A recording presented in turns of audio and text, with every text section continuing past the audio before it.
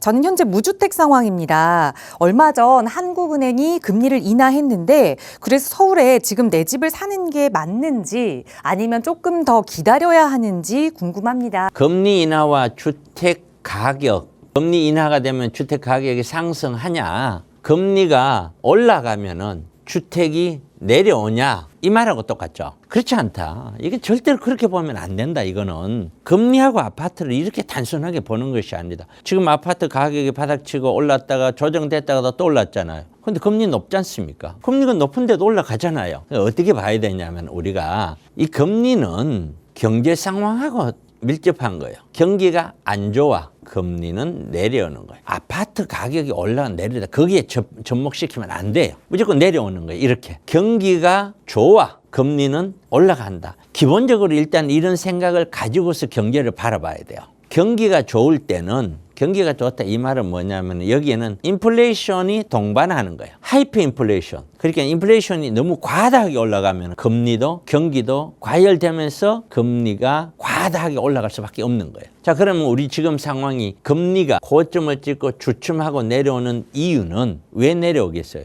경기가 죽을 맛인 거죠. 우리 부동산 시장을 바라보면은 한국은행도 그렇고 금융강도원에서는 대출을 해주면 안 돼, 안 해주려고 그러거나 적게 해주려고 그래. 그런데 이게 조이다 보니까 경기가 어려워 죽겠는 거야. 계속해서 경기가 너무 힘든 거야. 조금이라도 살리자니 어떻게 해요? 금리를 내려야 되는 거예요. 경기가 안 좋은데 금리 내린다고 경기 안 좋아 죽겠는데도 대출 내서 무조건 부동산 구입을 한다? 그렇게 되지는 않죠. 모든 부동산 시장에 가장 근본적인 행동 양식에 부동산 투자하는 사람의 가장 큰 영향을 주는 게 뭐냐 하면은 경기예요. 경제가 일단 안정이 되어야 내가 뭐 집을 사든 뭐 하지.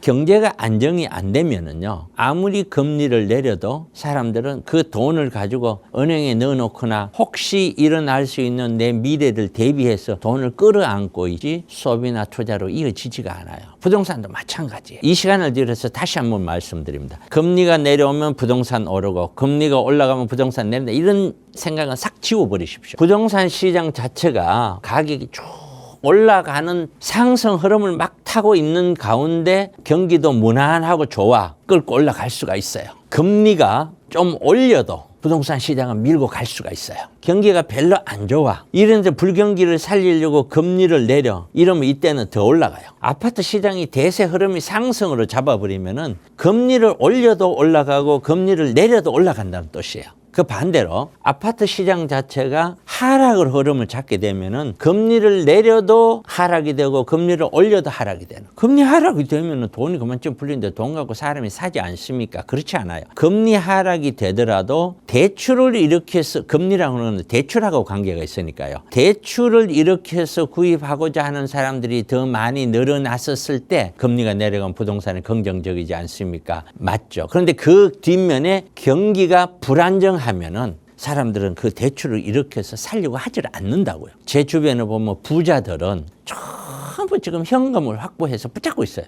그냥 현금을 은행 넣어놓고 있어요. 왜? 앞으로 경기가 불안정하다는 거예요. 불안정하면 전체 자산이 떨어질 수 있다는 거예요. 그럼 그때 가서 행동을 하겠다는 거예요. 금리가 내리든 금리가 올리든 시간이 가면 갈수록 아파트는 조금씩 조정을 받아서 내려갈 확률이 높다. 금리가 내리더라도 사기에는 너무 부담스럽다. 꼭 그렇게 제 의견을 드리도록 합니다.